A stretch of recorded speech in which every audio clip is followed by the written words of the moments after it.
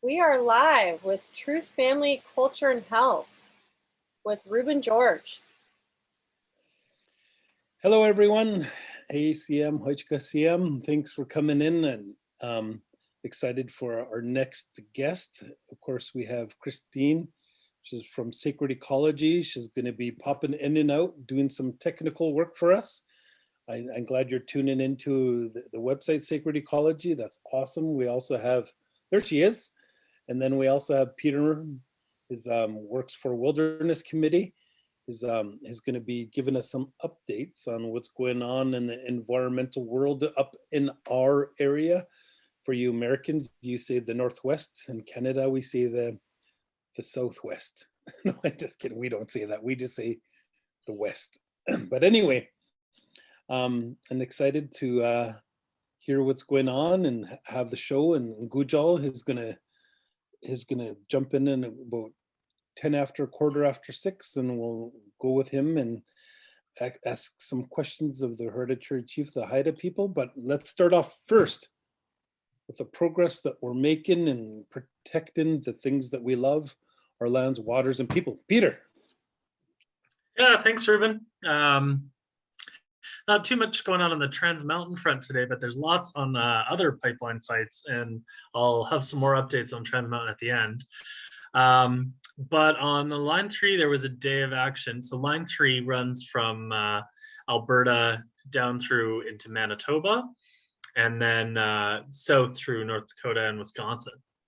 And there's been lots of really, really incredible activism going on in Minnesota, where folks are standing in front of the Line 3 pipeline. And one of the ways that activists are working to target Line 3 is through their funders. And so they had a day of action on last week on the 7th, on Friday, and had like 40 cities participating in 8 different countries. It was incredible. They did like big murals all along the streets. You should go take a look. Stop the Money Pipeline on Twitter had a bunch of shots of like drone shots of some of the art that they made in front of all these banks, Chase and Citibank, Liberty Mutual, the ones who are funding the Line 3 pipeline. And so that was pretty incredible to see, and great to see some solidarity with the fight against Line 3.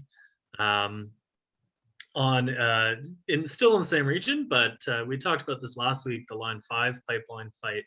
The deadline for Enbridge to shut their pipeline down before it would be basically unlawful in the state of Michigan. This one, if you'll remember, runs underneath the streets of Mackinac and the Great Lakes in Anishinaabe territory. And the deadline is tomorrow.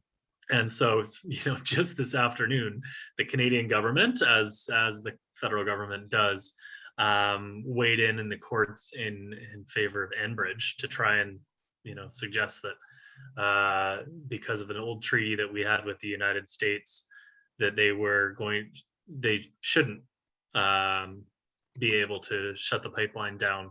But of course, the governor of Michigan and sort of the groups that are trying to shut the pipeline down say that that there's safety provisions for safety in that treaty, and of course those should carry forward. So we may or may not see some intergovernmental fireworks tomorrow if that pipeline is forced to shut down as Michigan's governor has ordered. And so stay tuned. It was disappointing to see Jagmeet Singh, leader of the NDP today, talk about that his government supports keeping the line, or his party supports keeping the line open as well. So the indigenous folks, the Anishinaabe, I can't remember the name. I think it's the Anishinaabe Tribal Council, but I can't remember the name. Is it Winona Leduc? They want to shut the pipeline down as well. So if you believe in Indigenous rights, Line 5 is a huge risk at any moment. And sorry, Peter, was that Winona Leduc's group? Of course it was. Yeah, it is. Yeah, could well be. Yeah. Yeah, we sent it to Tsleil-Waututh Nation, sent a support letter. Oh, good. Yeah, Yeah, that's right awesome. on. Yeah, so We can- it's they need to shut that pipeline down, or they're going to be breaking the law as of tomorrow. So it'll be interesting to see how this all shakes out. But that's one we're watching very carefully.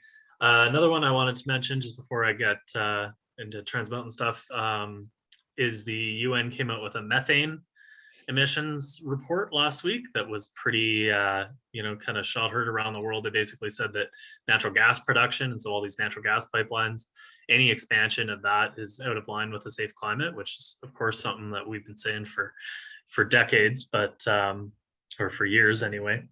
But it really made it pretty clear that we need to reduce methane emissions drastically, and that it's actually the best way to reduce emissions in the short term. It's one of the most cost-effective things we could do, and the oil and gas industry is pumping out methane into the atmosphere like crazy, and so they need to stop, and they need to stop immediately. So that was one to watch. And then the last thing I would say, there's some folks in court on Monday in front of the BC Supreme Court. Jim Layden, Will George, and some others, I believe, are required to appear in front of the BC Supreme Court on Monday. And so folks are meeting just kind of on Nelson and Hornby there at 8:30 on Monday morning to show support and solidarity with the folks who are going in and facing charges for violating the injunction against this pipeline, and for doing the duty that they believe is required of them, and standing up for the lands and waters of this territory. So just big love to the folks in court on Monday, and make sure to keep them in your thoughts. Ruben, anything you wanted to add for the update? No, I was just thinking of what possibly could be Canada's reaction. We've seen with Michigan State coming up and saying, hey, you know what, this is the day that you're going to be shut down. So it's interesting to see what their reaction is going to be, because it's dirty oil, and people have been saying that in the writings on the wall, because you see again and again, like Enbridge divesting their money out of their profits that they put aside to invest back in oil is going now towards green energy. But you see a lot of these companies making some of these decisions, and it's part of it. But Canada is stubbornly trying to move forward with some of these things, and they just have to realize it seems like Jason Kenney, it doesn't seem like it is, he's putting a lot of pressure on Trudeau to push a lot of these things through, and then it falls. That's this perfect segue how you set that up, because that's a segue to the emissions report, because we're not going to meet them. We're simply not going to meet them. And what's coming up in November is Scotland's hosting the climate change conference, and he's going to be there again, and so are we. That's where we have to be loud and say, hey, you know what? He's approving all these pipelines, and his line to Canada, he said, can't remember in Paris, Canada's back, when he stood up in front of the whole world and said, I'm back, and create change, and all the ridiculous things that he said. And we have to go there, and we will be there, and we're going to call him on it. So and with Jim Layton, he's been up at the watch house that some of the elders led by my mom and Robert Haney and Shane Point, and they put the watch house up there. It's been 3 years now, and he spent the winters through there. And Jim Layton's an elder. He has medical conditions, but he believes in protecting, and has been doing a great job. And he's one of many. But I'm for sure going to be there Monday, 8:30 a.m. at the courthouse. It's what's the street again? I think it's Nelson and Hornby. Nelson Hornby, yes, it is. I'll be there, and I encourage people to come and just share your voice by showing up, and his protecting things that we love, and we don't want to continue in that same direction where we've been going for a long time, where 80% of the world's mammals have died and 50% of the world's species have died. And look out your window and see all the changes that are happening. We have to do something for our future generations. because this government is not making those choices. And Jim Layton, he believed in that. He believed in that, and he put himself in front of the construction to halt it, and or whatever he did. And but he has been there, and has been, as well as others, doing great work. So come out, show up. Let's be there. Let's support him. Any comments on what I said about what do you think the reaction is going to be with Michigan? We've seen some before.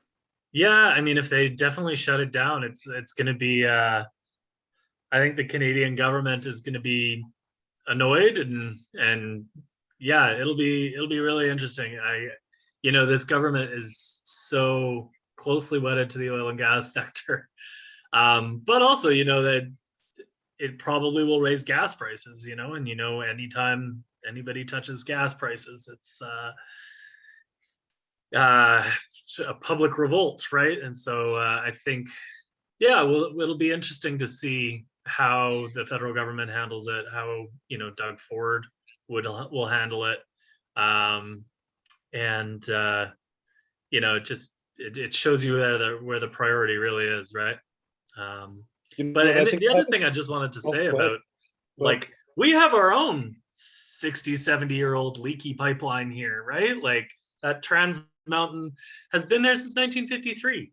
And so if the people of Michigan, don't want oil spills in their waters, we should demand the same. And ours happens to be owned by the government of Canada. So I'm just thinking, once we stop the expansion, we really got to work on the existing leaky old pipeline that's there.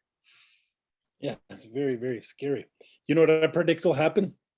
Trudeau and the Jason Kenney, some really stern finger wagging. That's about it. What can they do? But I agree with you. Yeah, that pipeline, it's crazy. What it was originally meant for? That pathway? The electrical carts from the valley into Vancouver.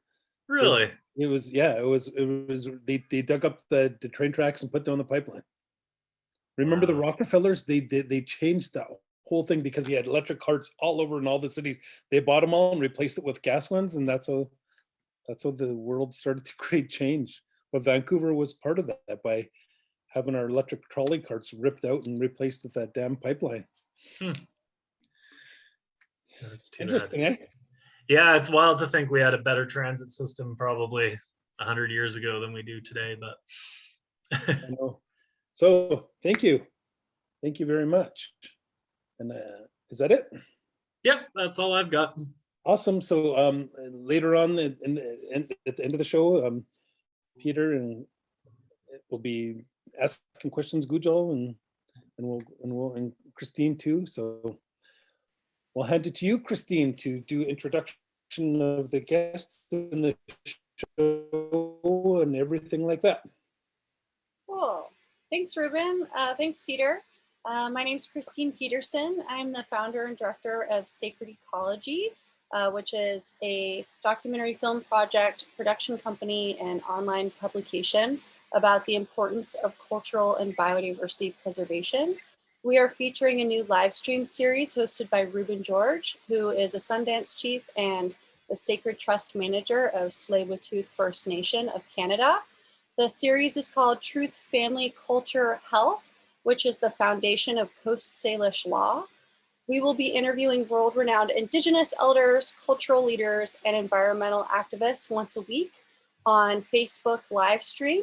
And then after our live stream, we then upload the recorded version onto our YouTube channel as well.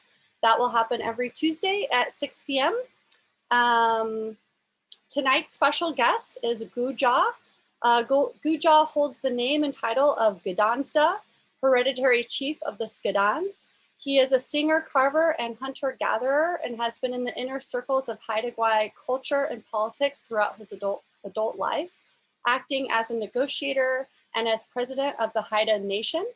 Guujaaw serves as a strategic advisor to the coastal First Nations and continues to advance his culture and the well-being of Mother Earth. Welcome, Guujaaw and Ruben George. One more thing. if you have any questions, please ask at the Sacred Ecology, not because Peter and I posted this live on our own Facebook, and it's also going live on Walking the Red Road and other places. So, but actually, Christine, right? Go to Sacred Ecology. Yes, if you go to sacredecology.com/livestream, on there is we list the Facebook Sacred Ecology channel as well as YouTube. And then we have all of our YouTube videos as well as the bios of all of our guests on the website. Yeah. And that's where you ask questions.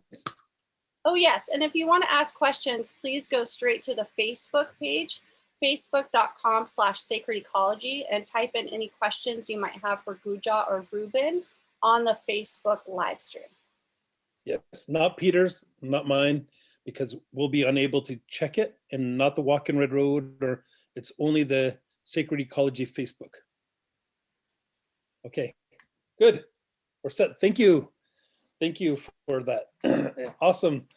So Guujaaw is one of the go-to guys that I often seek advice on land protection, water protection, human rights, First Nation rights, legal, political, business even.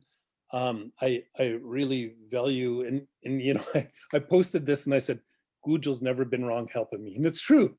It's true. Guj, you haven't been wrong, but I love our conversations of culture, which is going back and forth between our culture and which is also our law.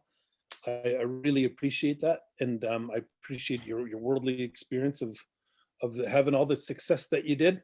And we talk about everything. We talk about we have a treaty. You know, people call them the BC Alliance here in Vancouver. That's the two narrow mountain peaks and that everyone can see from Vancouver. But that's a legend and a story of the Haida people in the Coast Salish Treaty.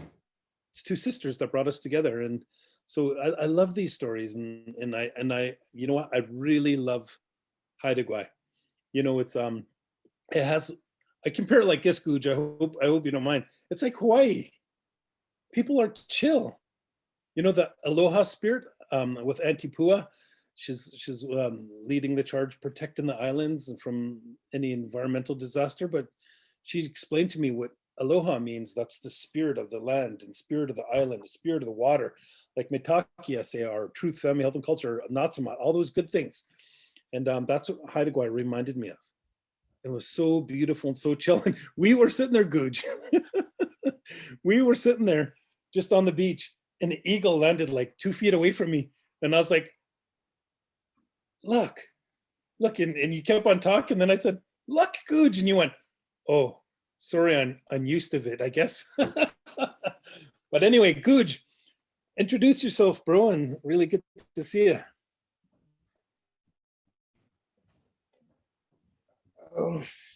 Yeah, so thank you for asking me to come in on your kind of your blue chip panel thing you're doing here. And I feel you know, like I'm not that good at this sort of thing, but so Ruben said he'll prompt me all the way through and keep me talking. So I'm not like a lecturer or a school teacher or anything interesting like that. So yeah, I'm ready. Anything. What do you want? Okay, Guj. I think I believe I know some of this because just listening to you, how important your culture is and your teachings are. But my question would be first is, why did you get into protecting the lands and waters of where you live? What fill in your heart that made you be a champion for Haida, for the lands and waters and people? Well, up here, you know, like it hasn't been that long of contact, and certainly that long of settlement, and there's not a whole bunch of, you know, I think the population's about half and half right now. And throughout all those years, our people were able to feed themselves from the land, to be able to fish and hunt and go to the beach and get some cockles and clams and crabs and all that kind of stuff, which was, when you live here, that's normal. I mean, it's like when other people come up here and they're saying, "Oh, the sandy beach, that's so beautiful," and you're thinking, just still looks like that same sandy beach. It's like us going to tropical paradise and looking at coconut trees, and the people there are just used to that. And so I had a good uncle who took me trapping when I was a teenager, and spent a lot of time out and about with him. And when you're out there, like, it just feels like that is really the essence of being a human. And so when you're connected like that, there's your instinct to look after it will certainly be there. But what happened up here is, in around the 70s, they started to really go after our people for hunting, fishing. And in the meantime, as they were doing that, we could see creeks being spoiled and hillsides being wiped out, and forests that we knew that were just blitzed right to the ground. And so when you know it, and that was the intention of trying to get people away from the land, is because if nobody's there, then there's nobody to fight for it. And so they had to sever the ties of our people with the earth. And so that kind of radicalized our people. And while there might have been a few who went for permits for fishing or something, most of the people would not entertain that. And it was getting worse and worse. They wanted you to go get a permit to dig clams, get a permit for this and that, and tell you what you could do, and absolutely would not get a permit. My uncle never got those sort of things, and I never. And so living here amongst those, that generation of men that were largely fishermen, there wasn't a lot of carvers of that generation, but they were out on the land, and they had a lot of stories. That language, people of that age were fluent. And so the stories were came pretty regularly. And there is no question in their minds that this is Haida land. And again, there is a couple other advantages here, is that we never became a minority. And, so I also carve, and I sing. And all of those things are about the land that we live on. The culture is reflecting that relationship. The songs are about that relationship. The stories are all about the land. And, that is who we are. And each of us, wherever you go in the world, are influenced by the land around us. And that's what shapes our cultures, as you would call it. And I would see civilization to be the opposite effect. And that is the going in the other direction and trying to get rid of nature and create a human-made environment. And they've been pretty successful at that, you know, and more the generations, living generations are probably further removed from the land than it's ever been. And this is why we have this mess that we're in right now. They don't care about the land, and they don't realize their own connection, their own ties to the earth, you know, like with religions and all these things, humans have kind of made themselves think they're something other than beings of the earth. And so allows them to go out and do these things that they've been doing for a long time. And so all of us who've been around, you know, and heard the stories from the Hopi and other people, the prophecies, we could call it. But in fact, it wasn't prophecies, it was warnings. You know, it wasn't the faith that the land would be spoiled. They were saying, if you continue doing that, you will wreck the world.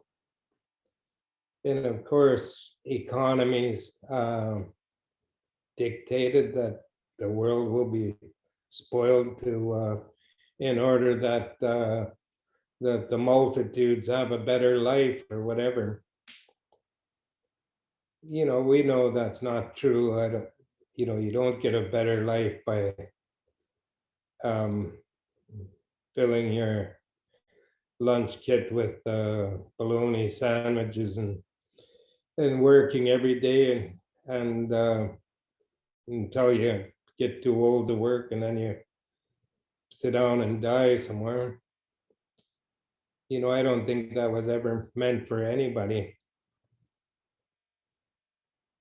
And so that's, you know, that's why I came into the fight.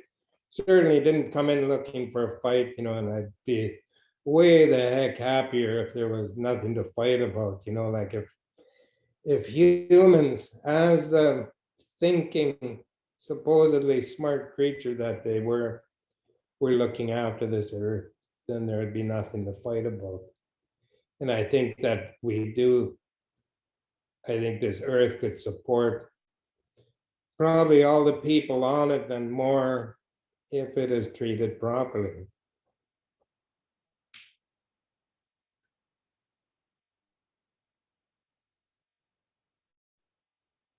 Pardon me. Yeah, I hear you. It's the same here. Being raised, you know, even when I was young in Vancouver here, every creek and river and stream had trout and salmon in it.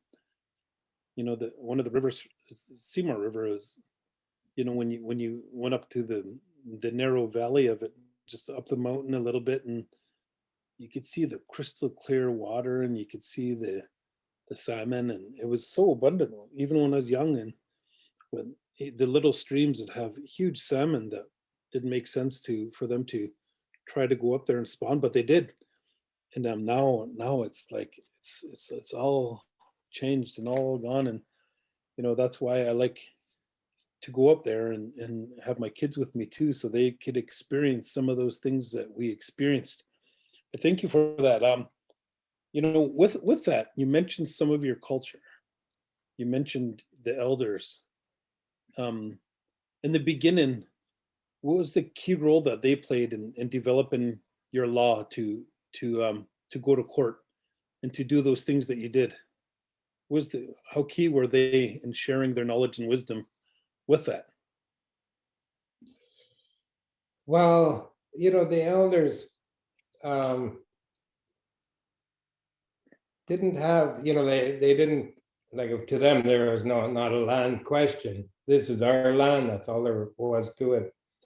You know, and they talk about you know, Johnny William down there, Kit Kun. my old uncle said, yeah, it's a nice country, boy. When they're looking at it, and you consider, that just to be the truth. The stories that they told us, some fantastic stories that would be in the realm of, I don't know, almost science fiction, things that, but when you're sitting with them, it could tell you in a way that it's true. And so, they tell you that it's your land, and it's your land, and you see it, and you see how the other people, the greater, Canada is treating it, and that if they owned it truly, they would not treat it like that. And so, so there was no question, and going into court was a decision made after trying, there was different processes thrown out there. The comprehensive claims process, that was, I guess, one of the first, and I don't know if they ever really accomplished signing off a treaty with anyone. There's a real good record of our elders, like in some of the commissions that had come around, like in 1913, beautiful words telling those people, no, we're not interested in participating in a commission to talk about the state of the reserved lands, and do we want a little bit more, or what do we need? And they said the issues of title have got to be dealt with before we move forward and be a part of Canada. Amazing stuff, and I've read some of the other ones, and it is amazing how well the people at that time, whose first language would have been their own language, how they're able to articulate the relationship and potentials way back then. And people who are coming out of some pretty tough times, a lot of people died, first smallpox and flus and things like that. And there was a lot of other things, but then people were clear, and the elders that were alive when when I was a younger man, they knew those men who testified. There was one of them who was still alive when I was young, and he testified when he was about 15 years old. And he was absolutely really amazing, like he kind of cross-examined them, like, so if we make, he said, if we make testimony here today, would we prejudice ourselves in regards to our greater case of title to the whole island? And the guy says, well, why would you ask that? I'm not here to talk about that, so why should I answer that? And he said, because you're asking us to speak to you. And the guy says he said, well, he says, I'm here to get testimony in regard to reserves. And if you don't testify, I could summons you here. And if you then fail to testify, then we could bring, we could charge you. Then one older man got up, who'd been sitting there quietly, and he says, I've seen a lot of trouble about our land in days gone by. My senior gentleman here in front of us has brought back that old feeling again. So he welcomed the fight, and all of them did. And that's kind of the nature of our people, is they're quite comfortable. In fact, our political body was set up to fight against this thing. And so now we're getting to a place where we're doing something different, like it's we've protected a lot of land, and we're still trying to resolve things, like we fought for. So the islands are about 1 million hectares, and we have about 500,000 hectares protected. So more than half the island under protected. We fought against the tankers and against offshore drilling and against logging for years. And, it's more, I think our people are more made for that. And within reason too, our people know when to push, when to ease up, and how to get some of these things done. But yet, protecting half the land, you got a generation now that would look at us and say, well, what about the other half? And you stop the tankers, and really, there's no net gain in that, though. A lot of political effort spent in doing things like that, fighting tankers, fighting offshore drilling, which doesn't gain anything for us. It keeps us from losing something, but it, there's no net gain at the village or the family level for doing that. They look out at the trees that remain or go out to them, and it's just the way it was. It wasn't as if we got anything more. It was just that we prevented something from being spoiled. Exactly. And then not only the elders were quite prepared when they were, like on Lyle Island, basically. We didn't want them really to be in harm's way, and we didn't know how far it might go. We didn't know if we'd be having to duke it out with the loggers or how it might go, but they absolutely made up their mind. They're going to be there, and they're going to be on the front of the line. And their story to us was, look, I'm old now, I could, if it means going to jail, like one of the old chiefs, I don't do nothing anymore. I could sit in jail. But the elders, of course, we're like any other people. We got, we got every kind of people, the angels and the devils and everything in between. And there is people who would stand up and say money's more important than anything, and they would be knocked back pretty quick by the matriarchs of our people that would just say, no, that is not the most important thing. And so they've kept it, kept that keel, look after the land, look after the culture before you worry about other things.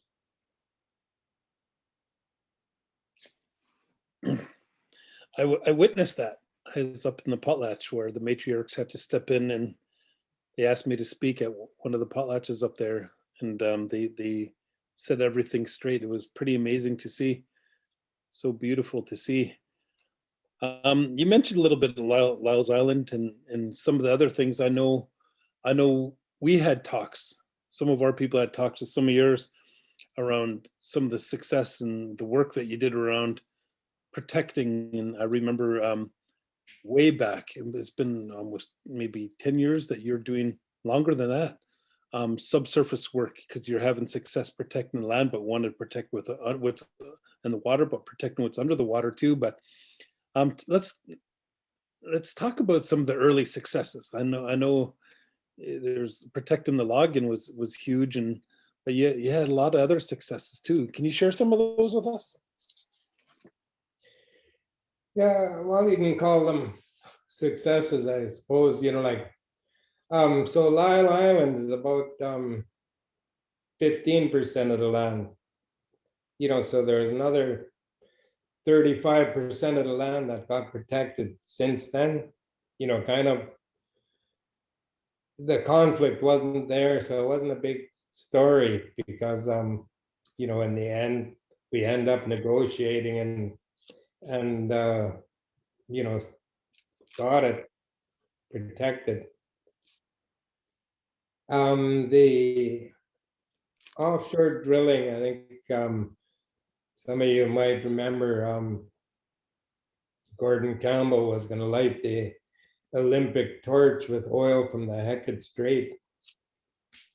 And they were talking about, I don't know what it was, trillions of units of oil and gas and all this excitement. Everybody's going to be gazillionaires. And, like those sort of things are like stopping a pipeline or stopping drilling like that is, when you're talking in the billions or whatever kind of numbers they're talking about like that, that is when they start to realize that we can have an effect on that sort of thing. And we had gone to court and we'd stopped it is what was came to be the Haida case. So in that case it said no, there's a few important things. One there, no, you don't have to prove title before the Crown has to start engaging and acting as if there is title. Like if there's any evidence in the public domain, they should make it their business to find out about it. And furthermore, like there was that the honor of the Crown is at stake in their dealings with us. And so those were, they added accommodation to the consult. As you know, all the way through these court cases, there would be a win. Somebody would win a case, we'd celebrate, and the way the Crown would do it is it applies to the person who won, but not to everybody. But if you lost, of course, then it applied to everybody. And but they kept losing in court. The cases kept piling up. I mean, if you look back to the constitutional efforts that happened, that is pretty major win to get Aboriginal rights even mentioned back at that time. Some good footage from that. Some of you might have seen Dancing Around the Table was one of them, quite fun, with Bill Wilson at his prime there, going at it with Pierre Trudeau. But at that time, they had no intention of putting anything in there about Aboriginal rights. And in the end, they did, like the people of that day, they worked pretty damn hard to get it. There was the constitutional train and all that. And in the end, they got existing Aboriginal rights are hereby recognized and affirmed. And what they thought that was going to mean, or how it would be interpreted, was that is a right to go get a fishing permit and go to the river, or get a clam digging permit or a deer hunting permit, and your right to be on the reserve and be an Indian. That's how they expected that would play out.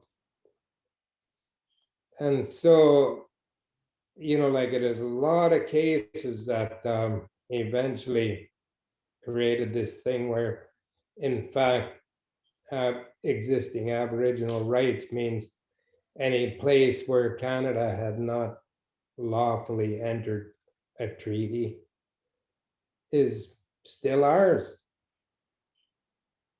And if that's the case, then everything that they've done up to now is illegal. And so back to our case again, and some of these other ones, you know, like it'd be a little bit at a time getting there. But ours was quite a wonderful thing. It was on regarding a transfer of a license, a tree farm license. And in the outcome of that was pretty mixed though. That's when big industry started going to First Nations people with their pockets full of money and looking for somebody who will take it and parade those people around. And so that is the trouble with our win, you know, like it is a great win if it's used for the good purposes, but also there's the capacity to use it for stuff in your pocket. And so, you know, we do have a title case in before the court. And it goes like this, you know, we could easily meet each one of those tests to prove title. And, you know, we've had it before the courts now, I don't know, 20 years since we filed it, but we have used it as leverage in negotiation. And so, you know, like in the end, if you go into court, carry it to the end, prove title, you still have to end up back at the table in any case. You know, mind you, in a stronger position, like as the Chilcotin are right now, but they are at the table again. But this time with some degree of title. And really the first time title has been proven and established through the courts. But in fact, when you read it all the way through, there's really no reason why you should have to go to court. The court laid out the test for title, but they didn't say that everybody has to go to court to prove it. And in fact, they said the opposite, that if the evidence is there, then you behave as if there is title. And so we've seen these games all the way through, you know, like especially the Department of Fisheries will just stonewall everybody. There's no discussions. A few licenses and things like that trickling out from there, but really nothing, nothing much. In fact, they'll block any real chance of negotiation. And yet there at the same time, you see the very worst in management from any kind of a crown entity. You know, like almost everything they've managed has been depleted. Every creek they've managed is denuded. And it seemed like they would have been quite happy to have all the fish penned up like chickens and treated as such. One of the factors there, a strange thing, is that every fishery officer gets his training in Winnipeg. About as far from any coast as you can get. What the hell? You know, like one of our chiefs had a good say, like, yeah, new guy, you can still smell the cow shit on his boots. Yeah. So anyway, yeah, it's a strange kind of thing, like, and yet, as they would fight the Indian, here they are out spoiling the land, spoiling the water, denuding and fishing out. Like, like what makes a person cranky enough to be radicalized is, well, long before I was ever thought that, I never really wanted to be any kind of elected anything. So I got busted one time for 27 pinks, snagging pinks with my kids. Great time out on the river, a little picnic and snagging pinks. So we had 27, we're gonna go bring them back and smoke them and can them and eat them. And the fishery guy came down and he's, oh, what's going on? Yeah, what do you got in the bag? So I wouldn't let him touch the bag, pushed his hand away. And so on the way back to Mass at the end, a couple of giant cops there, so I let them take it, but I wanted a receipt for it. But anyway, that sort of thing was going on. At the same time as I got 27 pinks, the commercial fleet was fishing on that same river system and took 750,000 pinks. Same day. So I end up, at that time, I got 2 days in jail. Well, I could have paid $200, but I said, I'm not going to pay nothing. I'll never, ever have a license. I'll, fight this thing all my life. I said, you do what you want, but I'm not giving you $200. And, like there's other people amongst our people who were busted. And I mean, it's, like, you wonder why would they be doing that? But it is to get our people away from nature. So there's nobody there to look after it.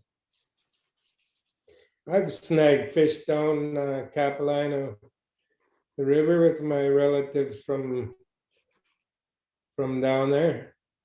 I mean, like what a wonderful thing, to go home with a couple of fish, huh? Right in the middle of the city. It's amazing.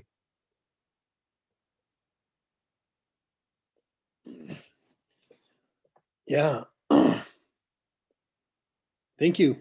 I was thinking that, you shared something with me. It's pretty interesting, and I'm really seen it roll out with the guests that have been coming on the show and talking to them beforehand.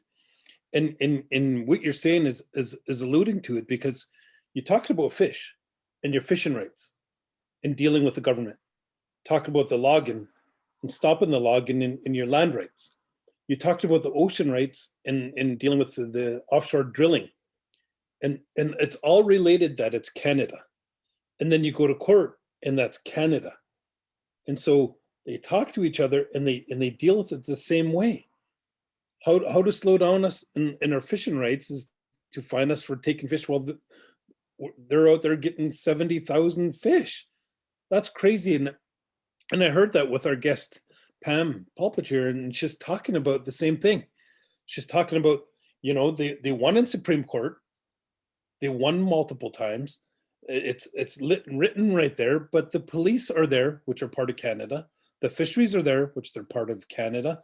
And they're not supporting that law to protect that treaty, which was won in Supreme Court. And then they start to try to come in again and say, well, we're going to negotiate what is sustainable fishing. And they did the same thing, but to the Nuchanoth, but they just recently won. And then I see that in the plains, and I see that in every province with some of the guests that were coming on, that they're from Canada, and it's the same government, and they're dealing with this all the same way. And what they're really interested, because you shared that with me a while back, it's the same way. And we're seeing that. And what they want to do now is they want to come together. What the Mi'kmaq are doing like that, they want to come and talk to the Haida and the Tsleil-Waututh and sit down, and same with the Nuchanoth, and talking to these people, and they're interested because it's the same standard of BS that they're feeding us, and at the same time trying to slow us down from protecting what we love. Because I've been to your ceremonies, and I see the Haida people having that reciprocal relationship of spirit to the lands, to the water, to the fish, to everything. That's your law, like it's our law, like it's the Mi'kmaq law, like it's the Nuchanoth law. And so I think of you often when I'm in these conversations, because you pointed that out to me years ago. And yeah, I think we need to gather, and once COVID is done, I think we should and share, because I know we learned a lot from your subsurface work around in the Haida decision, and we learn from everybody, and we have things to share too. And because it's just ridiculous of how this government moves forward. And I was pretty disappointed we lost our court case, but we saw it. We saw it, those handpicked judges. With our spill analysis, they said, yeah, there's quite a discrepancy in it, but looks like Tsleil-Waututh's right, but we're still going to side with the best interests of Canada. It was crazy. We caught them copying our evidence. And we submitted the evidence, and hey, look, they copied us. And they said, oh, we're not going to look at that today. It's ridiculous. But I think we should, that's what I'd like to see. But one thing I'm hearing is those words that you said, that they treat us the same, and they set the same standard, and no matter what it is. And I even felt it, and I seen it a little bit with the murder missing woman inquiry. They didn't do inquiry on the judges, on the police, on the coroners. That's what it should have been done. And 17 executives quit that because it was ridiculous. They didn't like it. Yeah, can you comment on that?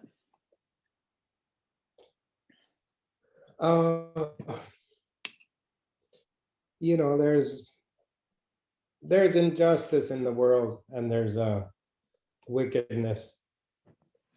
And in the case of societal, like, it's so built into what Canada is, what America is, because they don't have the relationship to the earth. They are talking economy. They're making their decisions in terms of economy.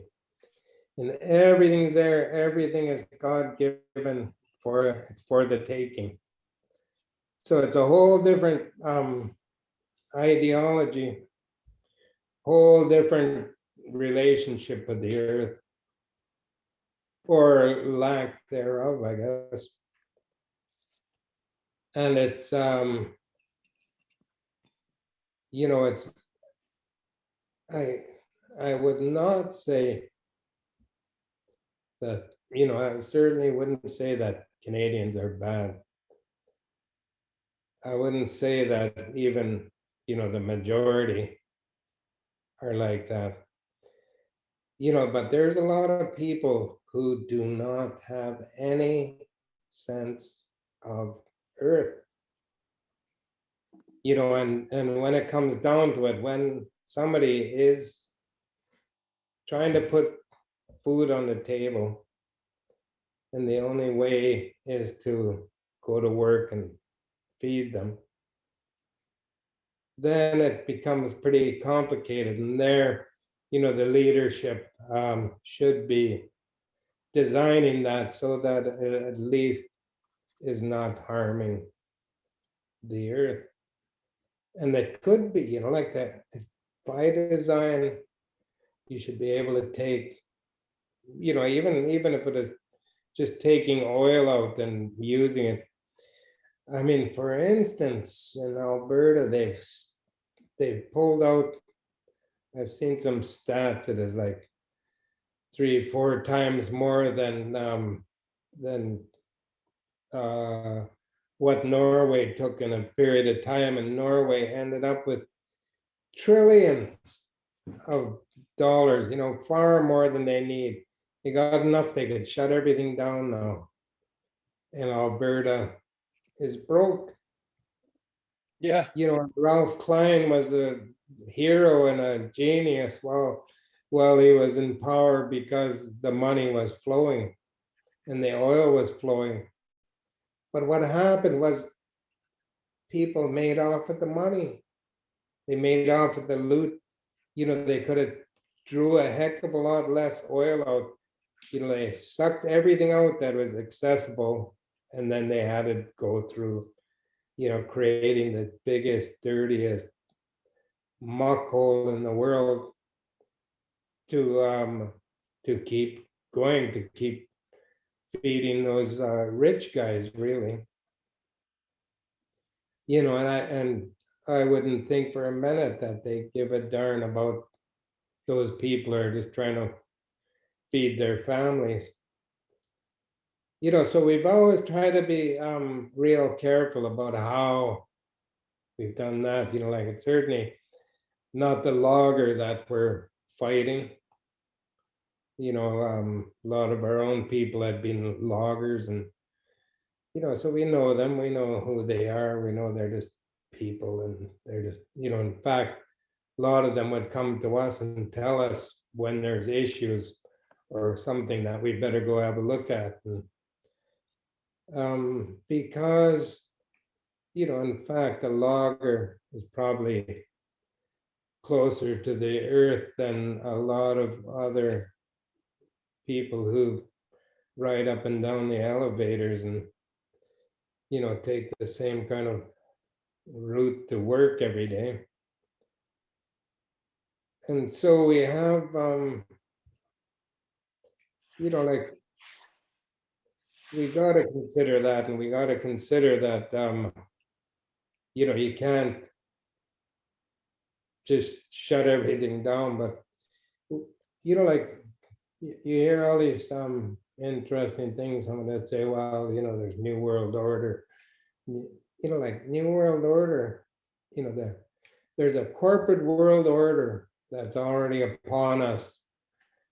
And it's, it happened certainly within my lifetime, and probably within your lifetime. It's not that old, but it almost doesn't matter who wins the election. These corporations do rule. They dictate what happens and when it happens, and pretty much all of them have.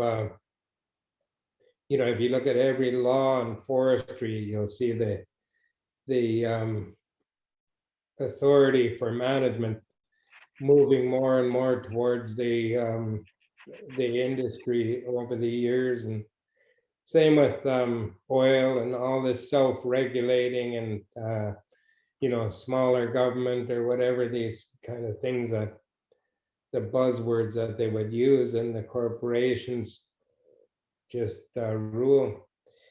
The one thing that is fairly recent, just a couple of weeks ago, how California, they found thousands of barrels of toxic material, including DDT, dropped into the ocean, sunk in the ocean in metal canisters, metal drums.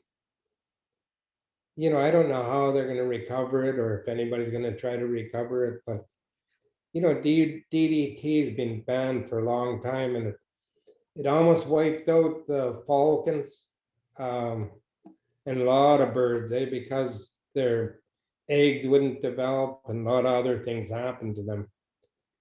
And it spread, like while the north was pristine and untouched, the DDT was up there.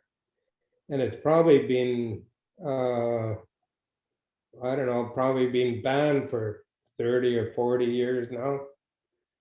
And yet there it all is, sitting in the bottom of the ocean in metal containers rusting out. So they don't care, right? Like, it's about money. People want their swimming pools and their cars and their boats and their um, all their goodies. And there is, for everything that we have, there is a price to pay in somewhere on this earth. Crazy.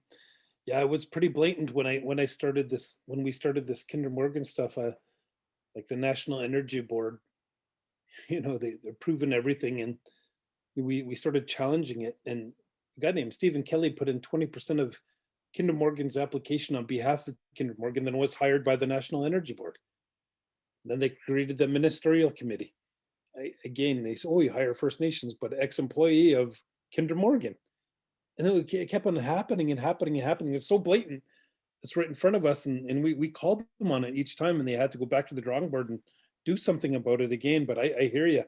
That's crazy that it's like that, and they're pulling the wool over the eyes, because what I see in the States and living there for 10 years is, the media and people and the politicians tell people, and they say this is the truth, and it's not. It's crazy, and we've lost our individuality, and part of it is, like you said in the beginning, that the connection, our individuality of our connection, and not only to our own self and our own spirit, but the land, the water, everything that's beautiful. But Guujaaw, this is really good, but I'm going to give my colleagues here an opportunity, if there's questions online, to share something. So I don't know who wants to go first. Christine or Peter, do you have a question for Guujaaw? Yeah, I'll go first. Okay.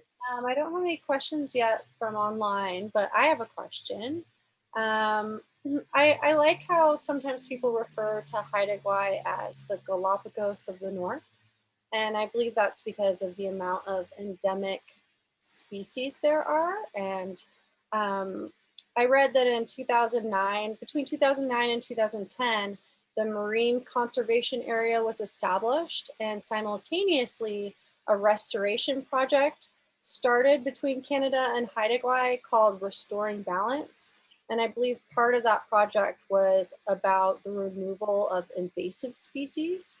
And the one thing that I found really interesting, I read that there were a lot of rats at one point that may have been brought over by like fur trappers in the 1700s, but also Sitka deer were brought over to the Haida Islands, and they had been eating all of the little baby red cedar trees and all the plant medicines. And so a big project has been to slowly remove or relocate the Sitka deer.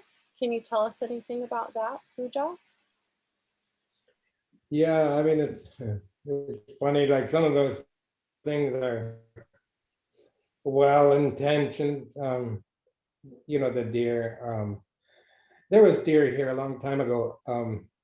And, this island is quite old. It's, I think it's got 3 of those, Jurassic, and, there's 3 kind of levels of fossils that are visible in some places, all 3 at once. And there was it is an ice-free refugium, and there's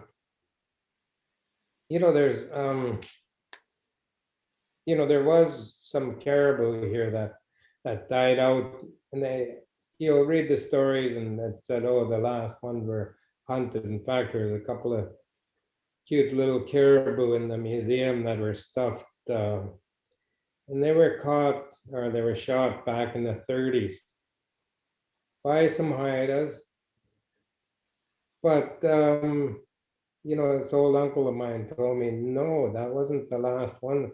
Said when they went up there, they heard lots, and they seen a bunch in the morning, and they kept sighting them up until about the 40s or 50s. And they died off. He figured it as something that that first batch of deer they brought over had introduced that wiped out the caribou.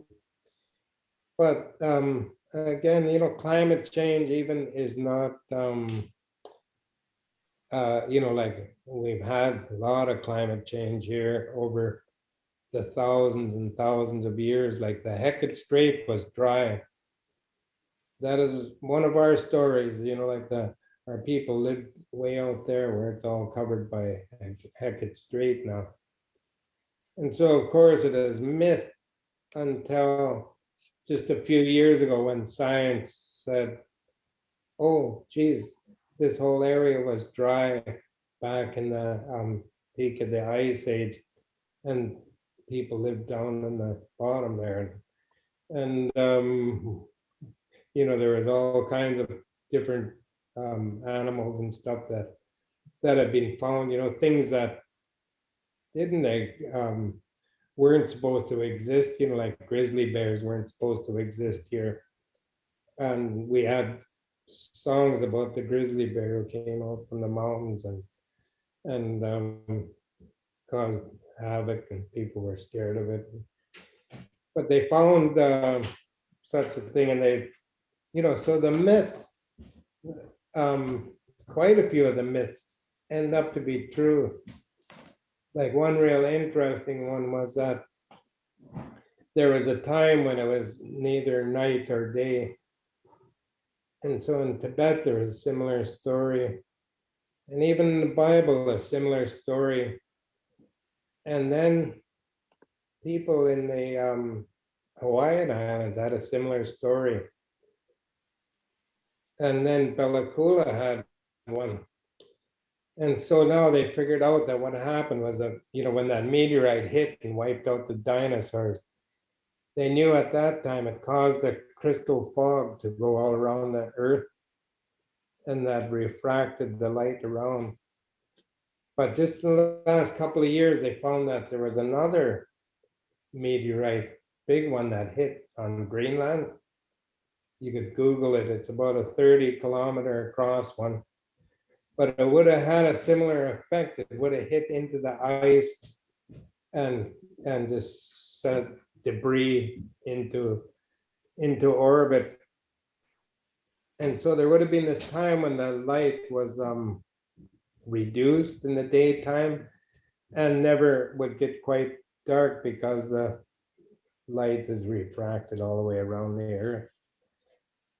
And so, like in Bella Coola, their story had a little more, another interesting detail was that it was the sky and the water and the land was all the same color, kind of a golden color. And if you reduce the light, of course, that's what happens. You end up with a yellower light. And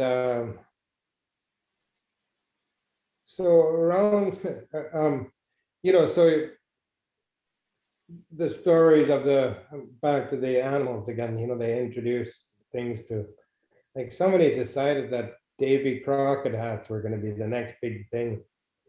And so they brought raccoons over, and that raised heck with the seabirds and somebody, you know, you'd think squirrels. Well, you know, people pick cones. You know, I picked cones when I was a kid. Like it was $6 for a gunny sack of cones, and the Ministry of Forest thought, well, you know, if we get squirrels there, then people don't have to climb and chop branches off trees. They can just let the squirrels do the work. And so you wouldn't expect that squirrels could make much trouble, but what, you know, they are carnivorous and they eat eggs.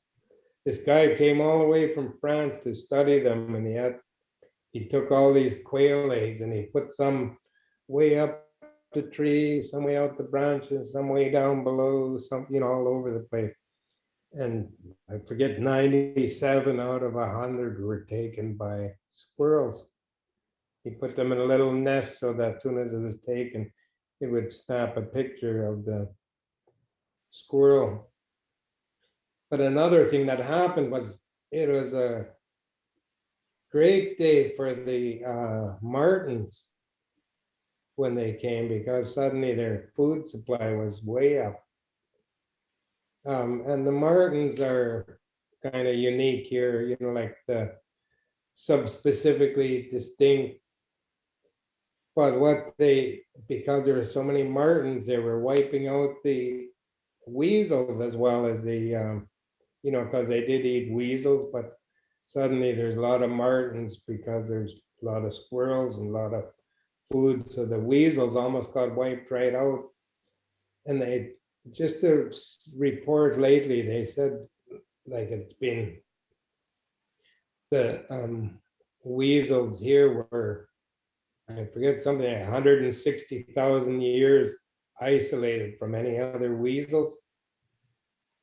And so they were almost wiped out inadvertently by putting squirrels here. And so, you know, like people keep trying things thinking they can improve it. And I mean, it's a funny habit of human beings, I guess, you know, like you look at people's yards and they're, you know, they'll get rid of the plants that are there and plant something that doesn't belong there and call that success, you know, beautiful yard.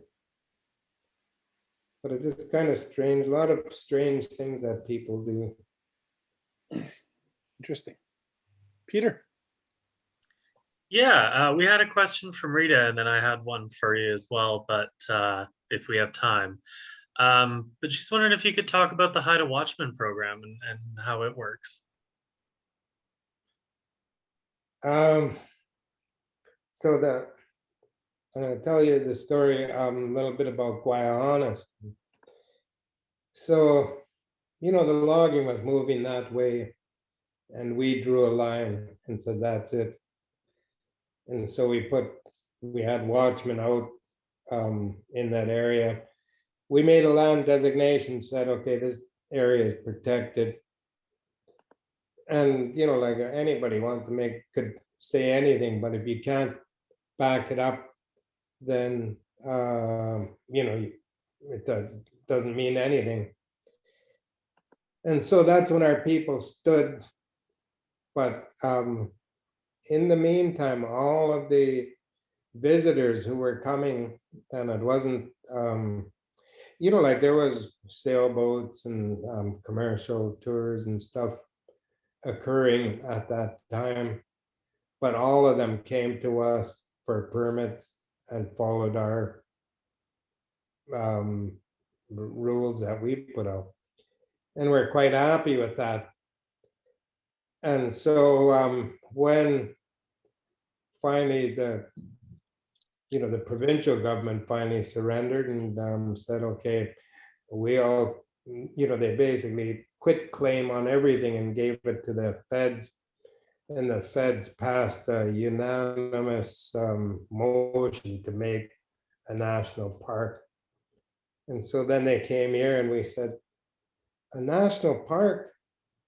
We didn't protect this land to give it away to the tourists, you know, shut our people out of it. No, we're gonna be hunting, we're gonna be fishing, we're gonna be trapping, we're gonna use cedar, we're gonna build houses there if we want. And parks don't allow that, so forget it. You know, and they're trying to tell us that, you know, we'll make a national park and this guy will be the minister, will be the ultimate authority. And what are you talking about? We got kids in the village with more authority than him for that region. But we had our own watchmen and they were down there through the whole thing. You know, the federal government took the position, no, you can't hunt, no, you can't fish, no, you can't take trees, no, you can't live there. You got to recognize we can't have joint management because the minister must be the ultimate authority. No, we can't even recognize that there's a land dispute, of course, because once they said there's a land dispute that needs to be resolved, then they got to resolve it. So no joint management, no nothing. And we said, well, that's fine. You know, obviously we don't have a deal here. See you later. Goodbye. We'll look after it ourselves. And so we went back and, you know, we had our own people there. There was not a damn thing they could do about it. We had all the key sites. And so they were left in the, I don't know, in the alleys of Ottawa or whatever, you know, certainly not in the wilderness. But they'd already spent, I forget what it was, 106 million bucks paying off the province and the forest companies and all that. You know, what's 106 million bucks? That's, I don't think you could buy a basketball team for that. You know, a couple of players maybe, eh? But that is, they thought that is huge money and that they were committed. But in the end, they had to come back. And that is one of the things about Guujaaw was, no, they agree. There could be joint management. There could be, you know, the land dispute to be settled. All those things. We can hunt, we can fish, we can put up a house. Well, you know, and that's the strength of that watchman thing. You know, that we were in control when we talked about it. Great. And then the last question I had for you, we had about 8 minutes to go here before we wrap up. I'm just curious if, you know, we've looked back quite a ways this in the last little bit, but with the BC Declaration on the Rights of Indigenous Peoples Act, you know, C-15 in Canada, the Chilcotin decision, how are you feeling about, you know, looking forward with regards to Indigenous rights in Canada?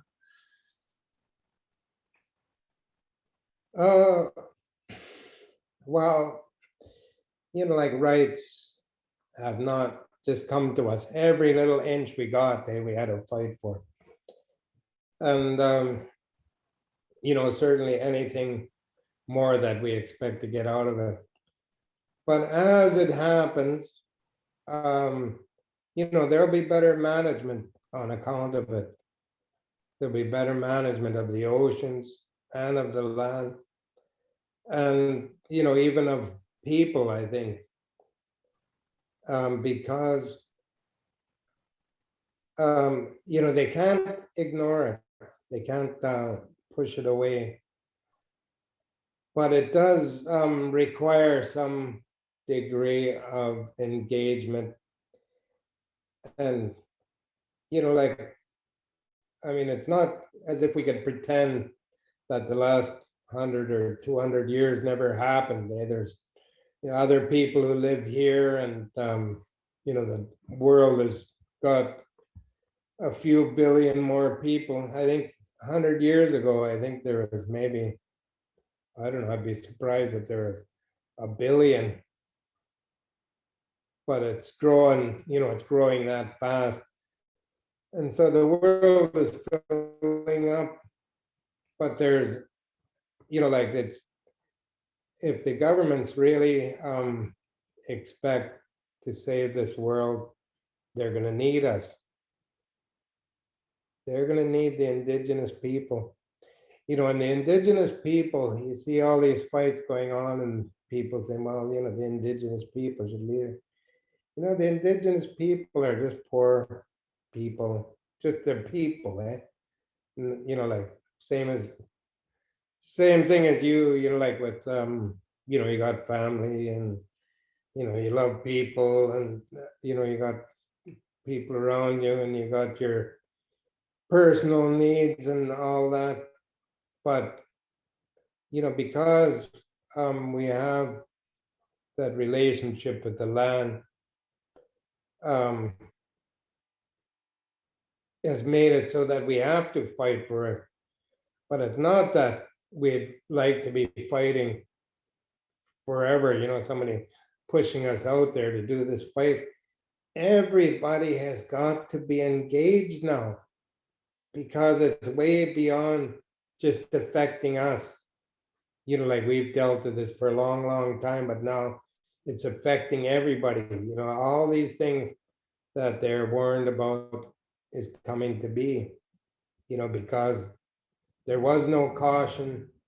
They let money rule, not logic or common sense.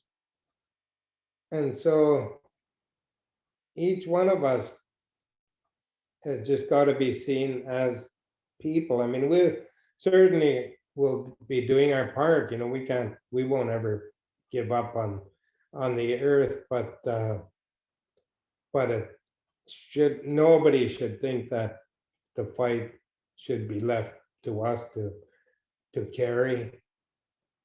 You know, like it's like when we were at Lyle Island, you know, some people were down there for 6 months with, you know, no income or anything, and it wasn't an issue.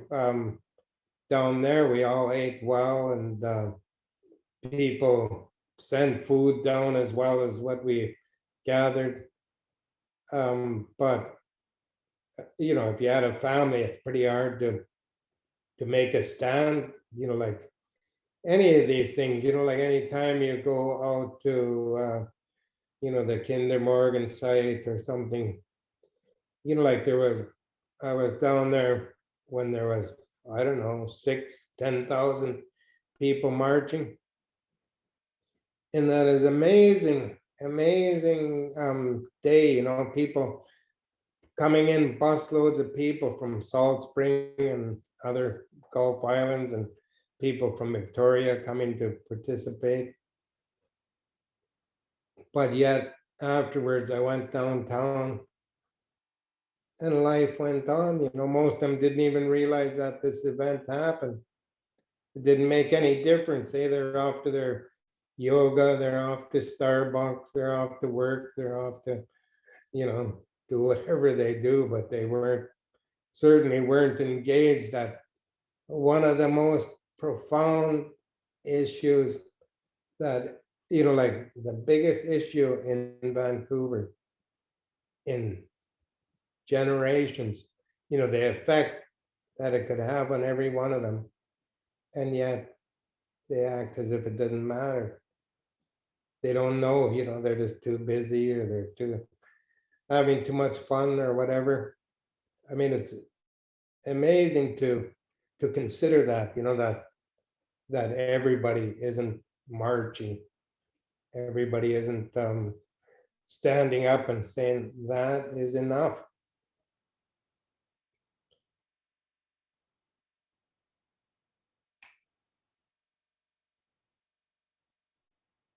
Unmute myself. Thank you, Guj. You know, often what I think when we have guests on here is especially you, you know, you are one of the go-to people I go to talk about our issues that we're dealing with here at the Trans Mountain Pipeline and Indigenous rights, and even recently in business, I've been talking to you, and I share this with my friends and my colleagues that are Indigenous leaders, and they've been asking, can I have his number? They want to talk to you too. It's true. And my, you know, a couple of my bros that are doing similar work that I do. But right here, what I believe in how you carry yourself, you know, you don't, what you're taught, and you mentioned a little bit of it, of you don't compromise your ceremonies, and you don't compromise your belief, and you don't compromise your protection. And I always admired that of you and your people. You know, I really am grateful for the opportunities that I had to go up there and to be in your territory and visit, and you know, we have a lot of work to do together. And you know, that was a idea that also Uncle Len, who passed away, loved the idea as friends with Robert Davidson. What you and I talked about is recreating that treaty. You know, we want to host you guys down here, and let's recreate that treaty between the Coast Salish and the Haida. And but again, this is just like the tip of the iceberg of what you have to offer. Christine, do you want to send us out? Well, yeah, thank you so much, everyone, for joining us, and we'll see you next week. Thank you, everybody. Thank you, Guj. Thank you, everybody. Okay, yep, thank you. Good night, you guys. Thanks for the opportunity. Thanks for coming. Good night.